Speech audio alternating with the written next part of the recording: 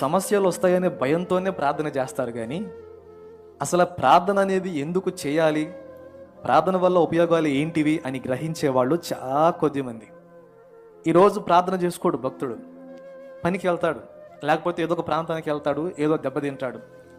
ఆ దెబ్బ తిన్నాక అతడు అనుకునే మాట ఏంటంటే, నేను ప్రార్థన చేయలేదు కదా అందుకే నాకు ఈ శోధన వచ్చింది, నేను ప్రార్థన చేసుకోలేదు కదా అందుకే నాకు ఈ ఇబ్బంది వచ్చింది అని ప్రార్థన జీవితాన్ని ఒక ఆచారంలాగా మెయింటైన్ చేస్తూ ఉంటారు కొంతమంది.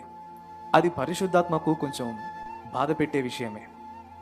పరిశుద్ధాత్ముడు కోరుకునేది ఆయన నీతో మాట్లాడాలి, నీలోన ఆయన ఉండాలా, నీ పైన ఆయన సంచరించాలి, నిన్ను వాడుకొని నీ ద్వారా కార్యము చేయాలని ఆయన కోరుకుంటే ఆయనకు కూడా టైం కేటాయించేసి ఆయన వద్ద నుంచి ఆశించడమే తప్ప అసలు ఆయనకేమీ కావాలో అని అడిగే భక్తులు చాలా కొద్ది మంది.